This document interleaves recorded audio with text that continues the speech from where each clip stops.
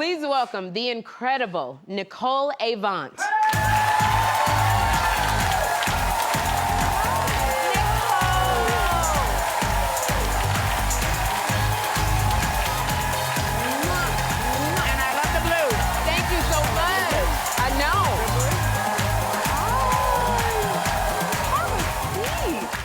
You know, it's not every day one gets to meet Black royalty. I love that. Like, when you hear that, though, Nicole, how does it feel? I have to admit, I have grown into this. I'm very grateful. It's an honor to be even recognized that way because my parents really did earn that. Yes. And it was my parents' work, and they passed the baton on to me. Yes. And I feel a deep appreciation and a deep sense of pride to carry that baton and to continue the legacy and to carry it through and plant really good seeds, as we were talking earlier, yes, for the future generations. That is my purpose. Absolutely. Yeah.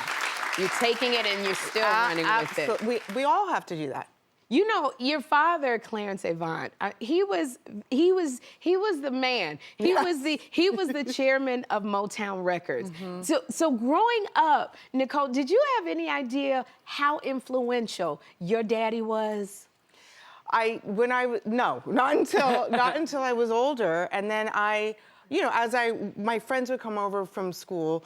After school, and we'd have play dates or whatever, and then there would be somebody famous, at the house, just random. It could be anybody. It could be Muhammad Ali. It could be, but then it was, Bill Withers a lot. It was the Jackson 5 sometimes. It was whomever. And it's so funny that you were talking about earlier about Babyface, and I'm so happy that you mentioned what happened at the Grammys, only because he was, when you said he was the 90s. Absolutely. My dad managed LA and Babyface. Really? Yes, and really? he helped put their record company together. So I love that you gave him his props, because Babyface is everything. Babyface is everything. He is the soundtrack of our lives, and the most brilliant songs, and so everybody. So anyway, it took a while to really get into it where people would say, is that so-and-so? Is that, why are they here? But it was just, for me, growing up, it was, these are my parents and this is what they do. And this is what they do. This is just what they do. I didn't really understand all of it. And it really did change, and I made I produced a documentary on my father called The Black Godfather. Yes, that was. And the reason, thank you. And the reason I did that was because I wanted, again, future generations to understand the power of where they come from. Yes. All of us. And the shoulders that we stand on and the responsibility that we have, each and every one of us. Yes. Because we're the promise. All of us are the promise. We are the promise. And there were so many people before us who never they knew they weren't going to see the promise, but they believed in you and they believed in me. Absolutely. And our job is to show up. Our job is to show up. Yeah. And it's funny because we're giving flowers to your father, but your mother. Yes. Your mother was a force in her own right. Yes. Now, she was tragically killed 4 years ago. Yes. And yet, I don't even know where you got the strength to write about this in your book, Think You'll Be Happy. Like, could you tell us how this all happened? Yeah, so it was a home invasion that went wrong. Right. And I was, doodling during 2020. I was, thinking of writing a book based on The Black Godfather about grit, about grace, about gratitude.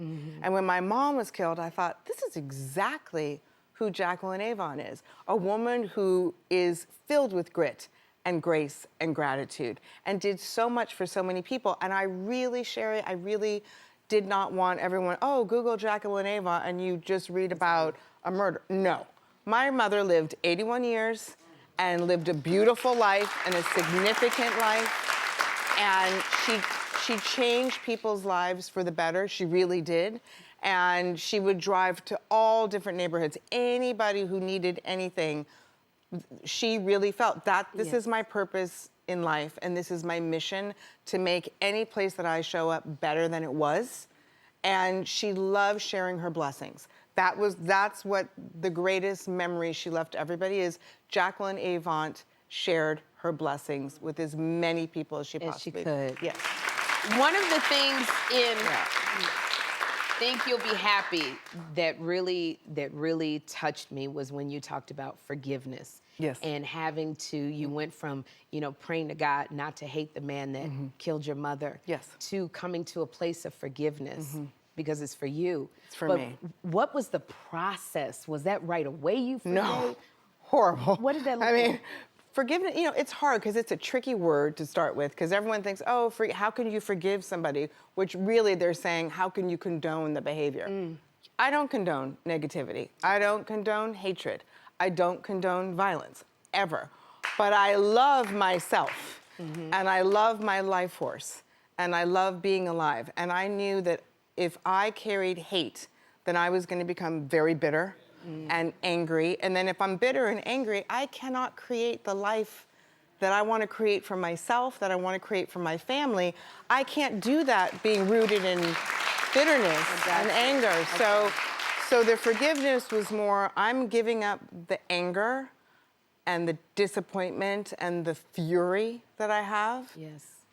And in exchange, the forgiveness, in exchange, I receive God's grace and peace and love and strength to keep going.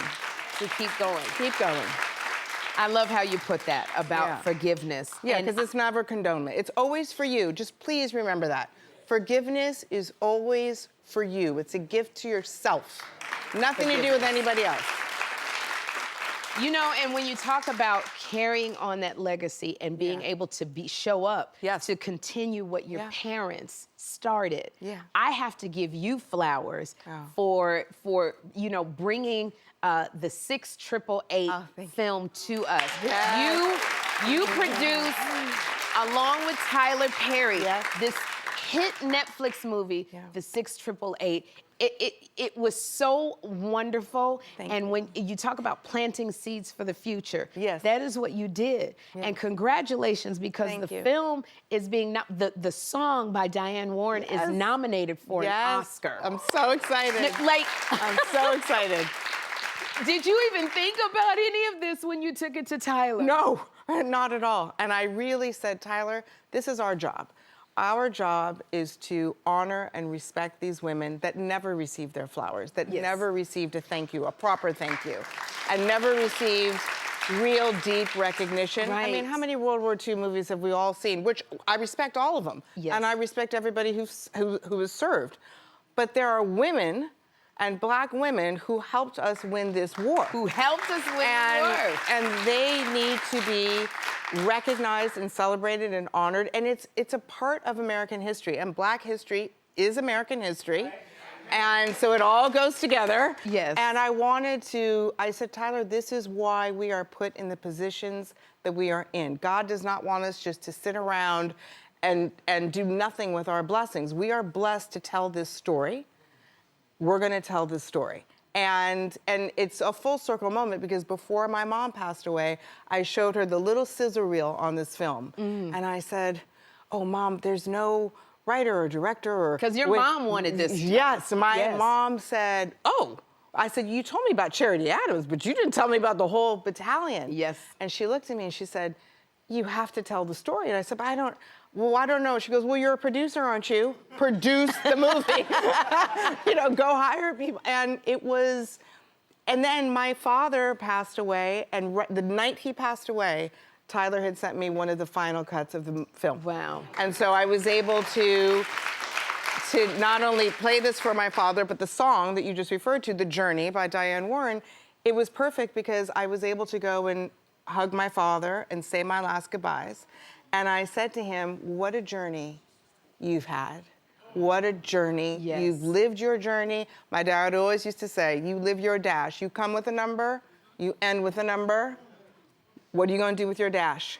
What are you going to do with your dash? What are you going to do with your dash? And your mama said, think you'll be happy. Yes. Nicole, thank you so much for coming here and sharing your journey, a little bit of your journey. Thank you. Oh my goodness. Thank you. Nicole's book, Think You'll Be Happy. It is out right now in paperback. You must read it. You must go see the 688.